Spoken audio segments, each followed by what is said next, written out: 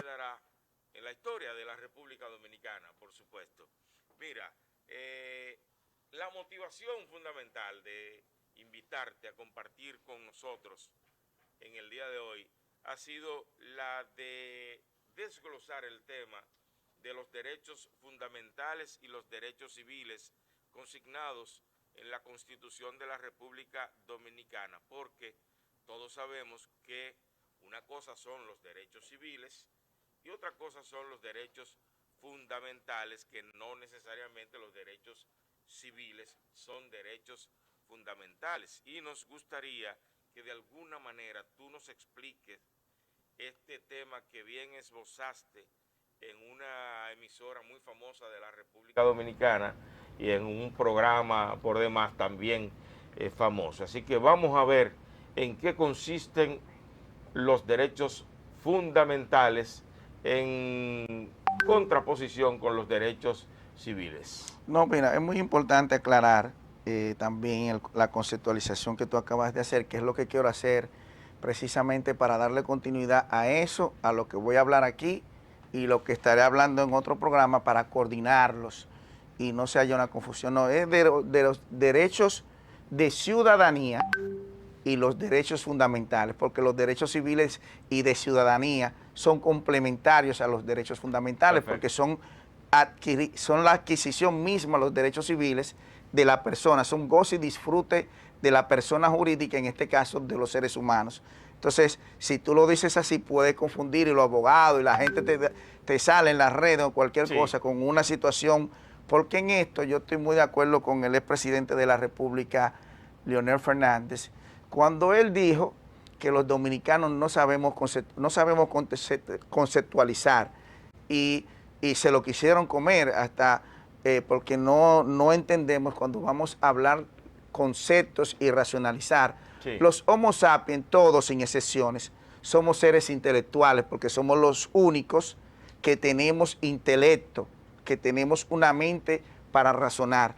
Y el tema intelectual se lleva a las élites desde otra óptica, y por eso el presidente Fernández tiene razón en lo que dice. Fíjate que eso se le habló a él cuando iba en el año 2008, cuando se estaba condicionando ir a los debates. Antes de que continúes, ajá, los derechos civiles y los derechos ciudadanos se concatenan. Claro, no, sí, claro, son lo mismo. Es decir, en la parte del goce y disfrute. Correcto. Aquí lo que queremos indicar es que cuando se habla de derechos fundamentales y derechos de ciudadanía, desde el punto de vista objetivo, no es lo mismo. Correcto. Y quiero hacerlo entender porque usted escucha sistemáticamente cuando la gente le habla de la Carta Sustantiva, de la Ley de Leyes o Ley Suprema, que es la Constitución, y le hablan de ella como si la Constitución fuera una ley. Y le hablan que los derechos son retroactivos y van para beneficiar a la persona. Eso es un concepto, un principio, eso es un principio legal en materia civil y en materia penal, no en materia constitucional.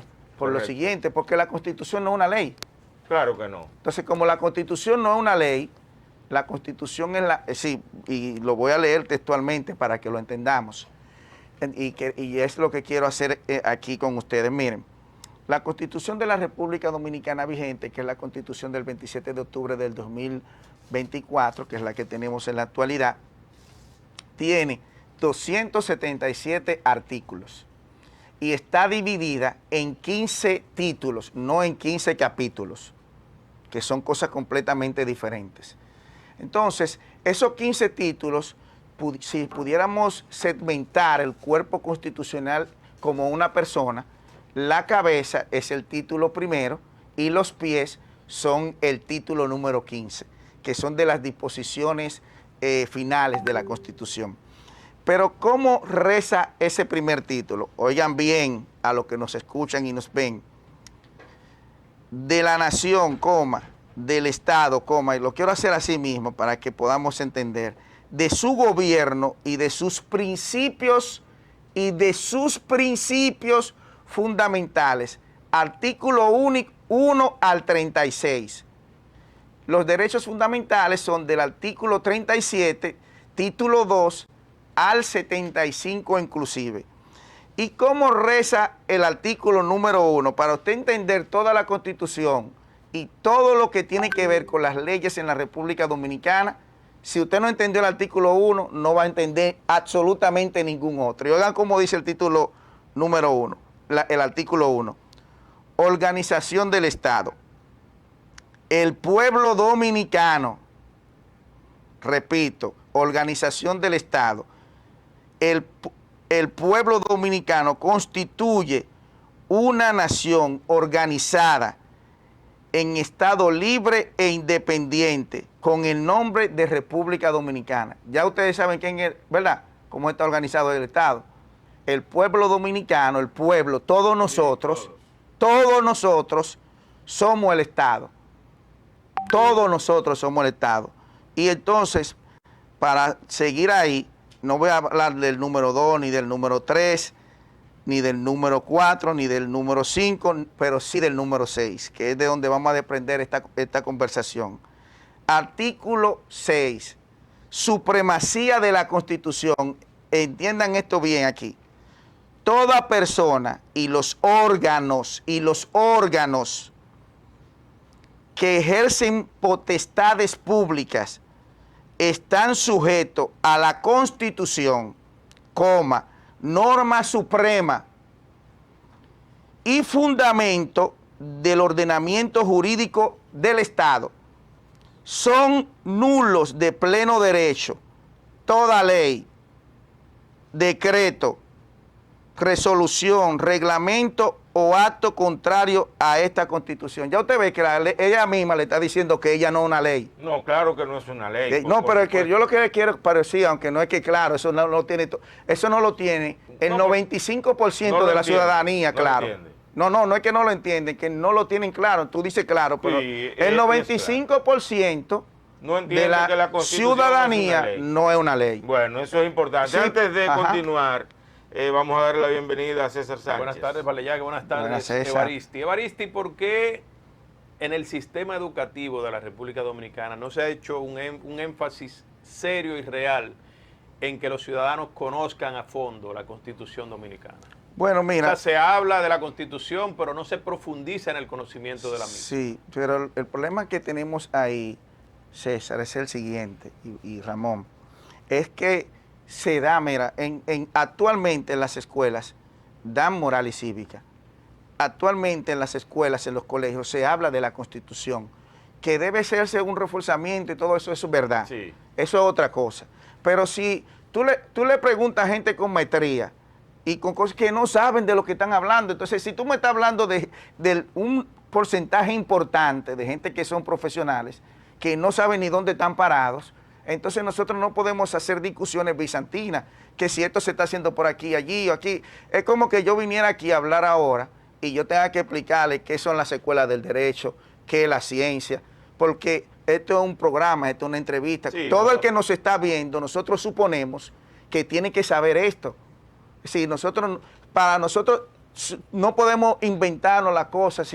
Si usted está viendo un programa educativo, es porque el contenido de lo que nosotros estamos hablando aquí, el sustento usted lo conoce de los conceptos, porque si no yo tengo que explicarle, mire, esto es rojo y esto es rojo porque el rosado y el blanco se tienen que combinar con esto, entonces vamos a hacer una entrevista que no va a tener sentido, pero esto sí tiene sentido, porque la mayoría de la gente, cuando le habla de la retroactividad de la ley, cree que la Constitución es retroactiva. O es no, porque la Constitución no es una ley. Tú sabes, ve lo que yo quiero que ustedes entiendan. La Constitución no es una ley. No es una ley, es otra cosa. Entonces, por eso... Más que una ley, entonces, por supuesto. Porque es el sustento normativo. Tú sabes que es bueno explicar todo el arjé, el inicio, ¿verdad? El génesis de esta conversación que estamos sosteniendo en el día de hoy, porque eso es bueno, Evaristo. Claro, obvio. Eso es lo más importante. Déjame decirte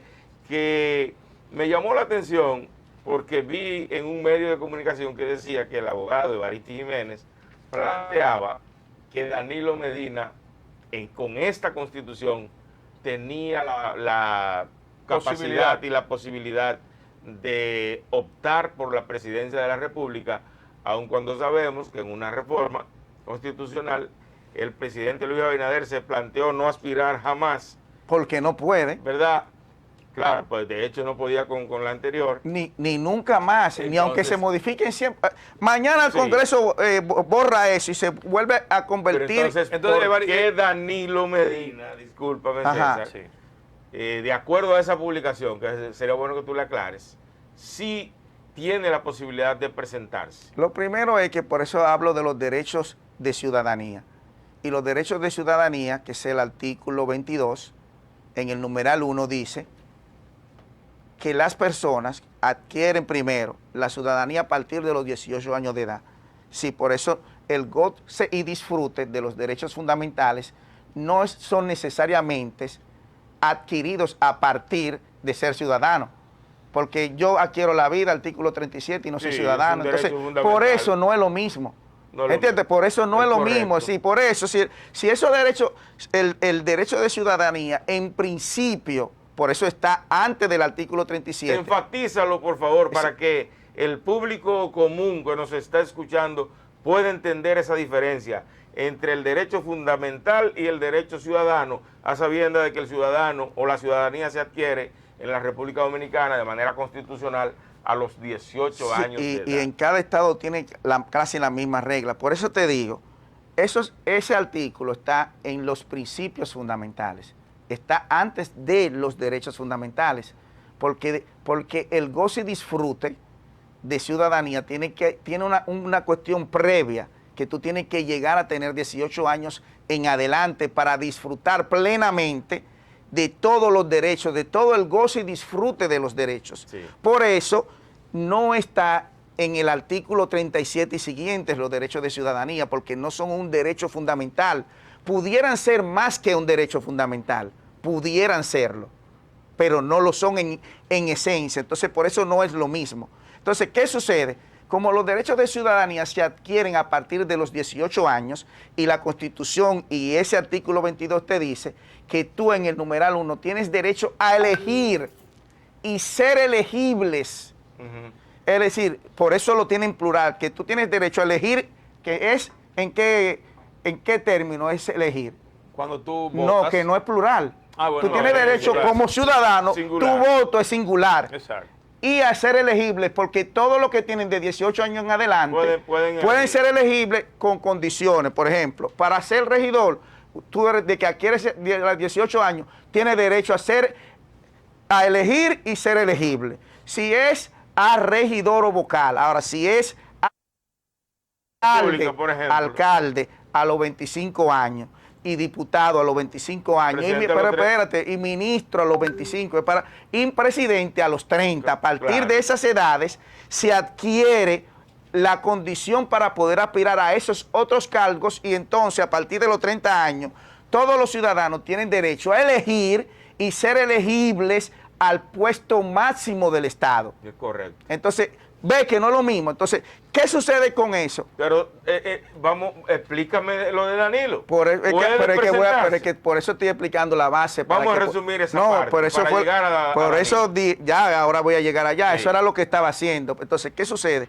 Como tú tienes derecho a elegir y ser elegibles, en el artículo 124 de la Constitución, que determina la forma para aspirar al puesto de poder ejecutivo, que es como se llama en el sistema presidencialista, la Constitución, el poder ejecutivo ejerce dos funciones fundamentales, la de jefe de Estado y de gobierno, que son dos cosas diferentes, y en el sistema presidencialista el presidente tiene las dos atribuciones.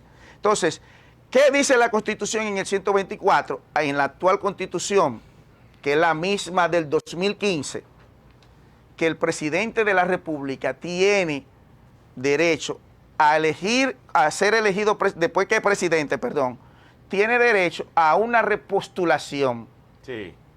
De inmediato, que es lo que entendemos cuando dice que tiene que optar de inmediato y nunca más. Entonces yo me pregunto, optar desde el punto de vista es un verbo, ¿verdad? Es un verbo. Entonces yo tengo que optar obligatoriamente Es porque eso es lo que se ha venido a vender aquí. Sí, eso que es lo que hay, no, pero no es así. Porque, o sea que si tú no te presentas de manera consecutiva, no tienes derecho no, entonces, porque yo decía, exacto, entonces, ¿por qué yo decía que Danilo podía y puede?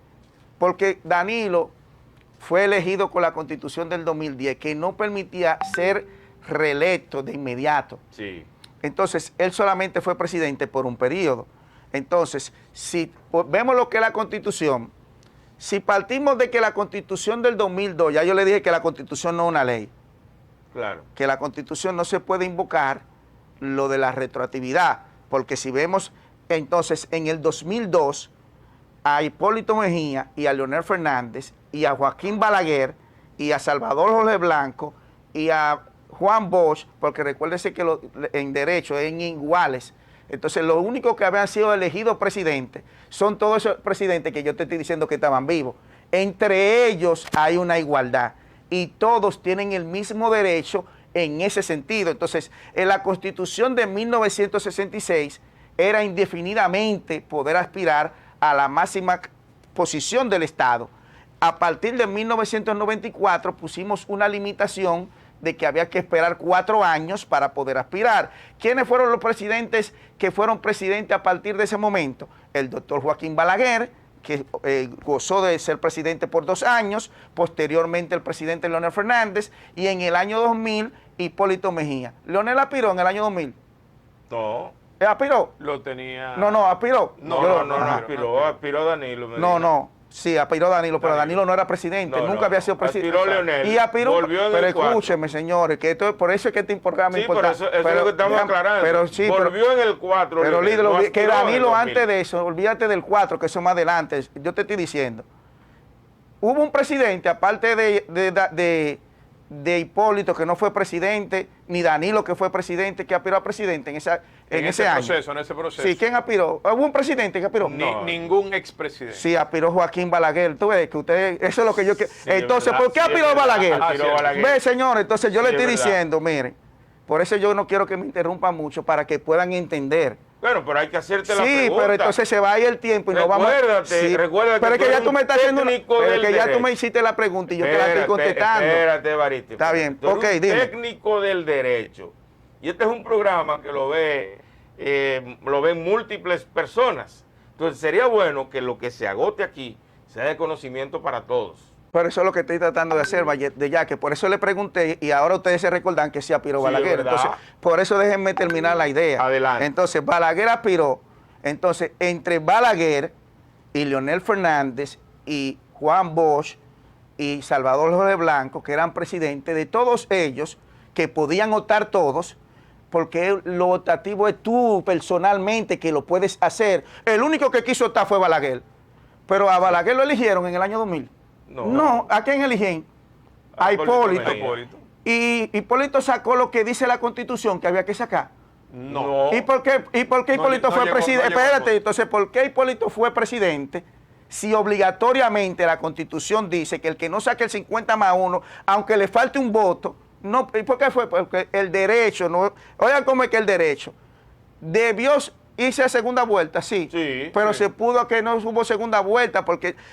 No se puede hacer lo que pasó, pero en derecho pasa eso. Sí, pasa como eso. Es lo que pasa con Leonel, que Leonel no puede ser candidato y ha sido candidato 3 veces, pero nadie lo ha objetado. Nadie lo ha objetado. Fue candidato en contra de la ley. Sí, pero ya yo te acabo. Y Hipólito Mejía fue presidente en contra de la Constitución, porque Balaguer dijo que no presta su sombrero 2 veces. Ahora, ¿qué le dijo a Balaguer que él tiene esa potestad?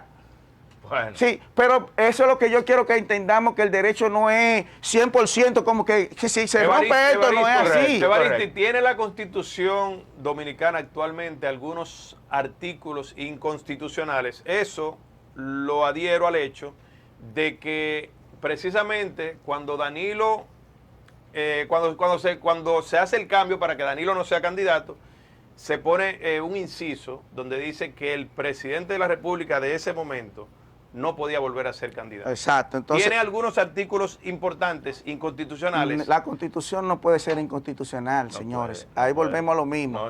No, miren qué es lo que pasa. Lo que sí se puede, que por eso yo le dije, acabo de decir, Danilo podía optar, ¿verdad?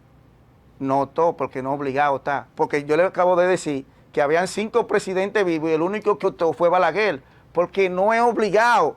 Entonces la gente quería que obligado Danilo sea presidente. Ahora la gente quiere que obligado Luis, que ¿por qué Luis anunció no ser candidato? ¿Ves? Porque es que es una cuestión personal. Es que no es lo que tú quieras. Ahora, si tú agotaste algo que sí te impide, ya esos son otros 500, porque solamente el jefe de Estado es uno entre millones. Y nunca, si tuviéramos los 57 presidentes que han sido presidentes vivos, pero no están. Entonces, por eso yo te digo, ¿qué pasa? El único que puede, por eso siempre que vaya cualquier persona que no le afecte a él de manera directa sus derechos civiles y políticos, al Tribunal Constitucional, a reclamar algo que el que le está afectado no se lo ha dado esa potestad, siempre el tribunal va a fallar como le falló a Aquiles, le ha fallado a todo el mundo. Sí. ¿Por qué? Porque tú no le estás pidiendo algo que tú no es obligado. Ahora, yo le digo a Danilo Medina, y se lo dije desde el principio porque siempre he tenido lo mismo, eso solamente, el único que puede invocar eso es Danilo Medina, porque ¿qué es lo que dice la Constitución? Elegir y ser elegible. ¿Balaguer lo eligieron? No. Eso lo manda el número 1, el artículo 1, el pueblo en una asamblea que se hace cada 4 años, el tercer domingo de mayo, si es en primera vuelta, es que determina quién es el elegido. Tú puedes ser presidente. ¿Cuántos presidentes en ejercicio no han perdido la reelección? Es que eso no es una decisión tuya personal, es la decisión de la mayoría. Entonces, Danilo le queda una oportunidad de ser elegido, no de ser elegible. Si él está vivo, aspira siempre y él determina eso. Ahora, cuando lo elijan y ser elegido, como eligieron a Luis en 2 periodos que ya agotó y como agotó Leonel, sí, entonces ellos dos nunca más pueden ser presidentes. Hipólito Mejía sí, porque está vivo y no ha sido presidente. Después que entró en vigencia, Hipólito puede ser elegido 2 veces más y Danilo una vez. Porque cuando Hipólito rehabilitó la Constitución con esa conceptualización que tenemos hoy, él no ganó la elección y él no optó porque no era obligado a optar, porque la gente cree que porque dice optar, yo le acabo de decir a ustedes entonces, si era obligado entonces había que hacer segunda vuelta en el año 2000. Sí. Si es obligado, como mucha gente que me viene con ese razonamiento, ¿y por qué nadie se paró después que Balaguer dijo que no presta su sombrero 2 veces? ¿Y por qué el PLD en su derecho y cualquier partido no dijo que había que hacer una elección? El poder al ¿entiendes? Entonces, es un argumento que no tiene sustento. Yo le estoy dando con ejemplo y no tiene sustento en legalidad. ¿Por qué Leonel fue candidato, Evaristi? Porque en el 20, después de haber perdido una convención interna. Una cosa es que él no podía ser, que no debe ser, y otra cosa es que los órganos del Estado y las personas que tenían que impedírselo, se lo impidieran. Entonces, si Leonel, esto que yo te estoy diciendo, el que más lo sabe es Leonel Fernández, porque sí, yo vuelvo y le repito, cuando se modificó la Constitución, cuando se inició el proceso de la modificación constitucional que tenemos, la mejor constitución de la historia del país, la del año 2010, en eso hay que dársela al presidente Fernández. Él nombró una comisión el 4 de agosto del año 2006, que tenía 13 juristas de prestigio, que uno de ellos posteriormente fue el presidente del Tribunal Constitucional, como Milton Rey Guevara, pero uno de los mejores constitucionalistas, que fue profesor de Leonel Fernández en la universidad, que es Luis Gómez, renunció. Pero porque ustedes, pregúntense por qué Luis Gómez renunció y pueden buscar todo lo que pasó en ese momento. ¿Por qué Luis Gómez, de los 13 juristas que Leonel nombró, renunció de la comisión? Renunció de la comisión cuando es uno, para todos los dominicanos que saben de derecho, para la mayoría, vuelvo y repito, cuando decimos para la mayoría, aunque haya 50 y 49 digan que no, es 50. Entonces, para la mayoría de los juristas que han tomado clases de derecho y que conocen de constitucionalidad, el mejor abogado constitucionalista del país es la persona que le acabo de decir. Entonces, él renunció porque vio que en el fondo esta modificación constitucional, después de Leonel Fernández haber ejercido por 2 periodos y con el mandato constitucional de que nunca más, no importa que se modifique la Constitución posteriormente, tú puedes alegar que se te está violentando un derecho cuando ya tú recibiste el hándicap de elegido en 2 oportunidades, que es el fundamento del de la 22ª enmienda, que es de donde se ha tomado el postulado de no participar más. Porque eso vino, ¿por qué? Porque la Constitución de Estados Unidos, como es una constitución inmutable, es decir, la que se hizo en septiembre de 1787 y que se ratificó en marzo de 1789, a esa constitución no se puede modificar. A lo que hicieron los padres fundadores, lo que se le hace es enmendar cosas. ¿Qué sucedió? Que en el proceso de cada elección presidencial, como el primer presidente, cuando fue a ganó su último periodo presidencial, dijo que 8 años son más que suficientes para ser parte de seguir dirigiendo los destinos de la nación. Todos los demás siguieron ese principio. El primero que siguió ese principio fue John Adams, el segundo presidente. Fue a la reelección, la perdió de Jefferson, no volvió a participar porque perdió, él podía optar, porque la Constitución en ese momento no prohibía participar indefinidamente. Bueno, gana Jefferson es el tercer presidente de los Estados Unidos y él ganó su reelección, no aspiró más. A él le siguió Madison, que es discípulo de él, ganó su reelección. Después lo siguió, entonces viene John Quincy Adams contra Jackson. John Quincy Adams, hijo de John Adams, el primer hijo de que presidente, su hijo fue presidente posteriormente, pierde la reelección de Jackson, no se presenta más y viene el caso de Grover Cleveland, para no seguir allá hasta Lincoln y todo eso, que se religió en Grover Cleveland, entonces es el primero que gana y se repostula y pierde, que el presidente 22. Y posteriormente volvió a ser elegido presidente 24. Entonces, no volvió a participar hasta que vino un señor que le llaman Franklin Delano Roosevelt, el único ciudadano de los Estados Unidos que ha sido elegido presidente en 4 ocasiones. Y cuando se eligió por su 4ª ocasión, se murió. No pudo ser investido con la Biblia nuevamente. Sí. Y su vicepresidente, que viene siendo el vicepresidente anterior, Truman, es el que ejerce la presidencia, vuelve a la reelección, pero ahí el Congreso de los Estados Unidos hizo una enmienda, la 22ª enmienda.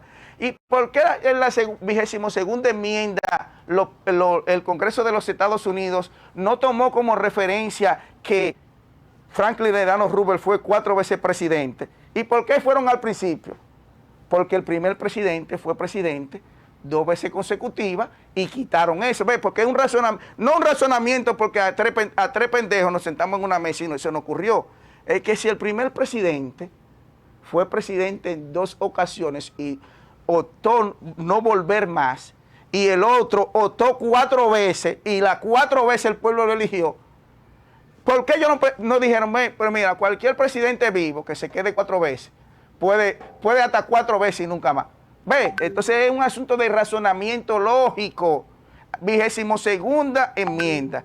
Primera constitución, la de Estados Unidos. Entonces, ningún jurista del planeta Tierra me puede venir a mí que con un argumento que, pero mi hermano, yo le acabo de decir a usted que Hipólito no podía ser presidente, que tenía que ir a la segunda vuelta y si lo elegían ahí, sí, entre él y Danilo, entonces él ahí ya era presidente electo. Entonces vamos ahora a decir que jurídicamente Hipólito no fue presidente. ¿Ve el razonamiento? Evaristi, las candidaturas independientes, ¿qué presentarían, qué reto presentarían para el proceso electoral del año 2028? Bueno, para mí, primero, si el Congreso vota yo estoy esperando que el Congreso vote la decisión del Tribunal Constitucional, sí, que en este caso lo hizo como extra petit, que no lo puede hacer el Tribunal Constitucional. El Tribunal Constitucional, un ciudadano alegó que un asunto, pero un asunto que está contrario a la Constitución. Primero, yo quiero ver el fundamento, que cuando se haga ley eso, sí, yo quiero ver el fundamento jurídico de las candidaturas independientes amparado en la Constitución vigente. Porque amparado en la Constitución vigente no pueden haber candidaturas independientes. Porque le acabo de decir que los derechos de ciudadanía son un principio fundamental, no son derechos fundamentales.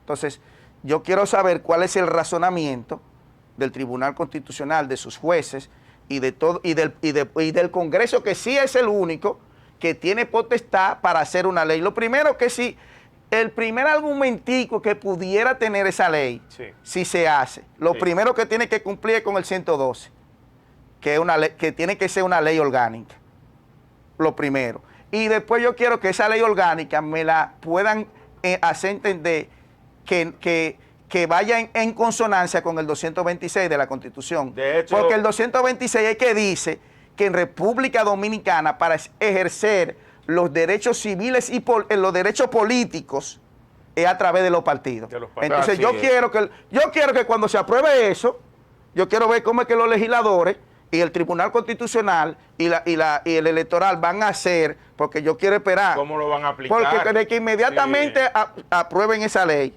escriban lo que yo la voy a vetar al Tribunal Constitucional, hecho, como hice con la ley 6317 ahora, Evaristo, que no conforme a la Constitución, la de tránsito, porque no fue votada como una ley orgánica, que es lo que dice la Constitución. Eso no es un invento mío. El proyecto de las candidaturas independientes, de alguna manera, no le da trato igualitario a los, entonces candidatos. Rompe el principio. Claro que sí. Entonces por eso es, porque rompe un principio. ¿Por qué nosotros, República Dominicana, no podemos intervenir a Haití ni a ningún estado? ¿Por qué no lo podemos hacer?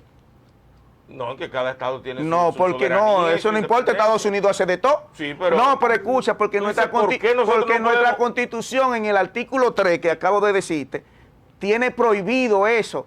Nosotros no podemos ingerir, no podemos intervenir, podemos. Sí, pero no debemos hacerlo, ni podemos hacerlo. Ni debemos hacerlo, ni podemos hacerlo, porque el artículo 3 de la Constitución nos impide hacerlo. Ya nos queda poco tiempo, Evaristi, brevemente. Yo pienso que ha sido una entrevista interesante donde tú has podido se abre un debate más amplio para todo el que quiera discutir sobre este tema. Claro que sí, muy interesante.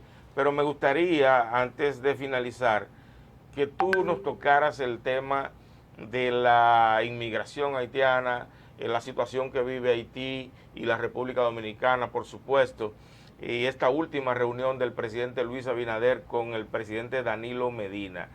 ¿De qué manera esto pudiera impactar de manera positiva para nuestro país? Bueno, ya de hecho está impactando positivamente, porque por primera vez en la historia del país 4 presidentes vivos empiezan a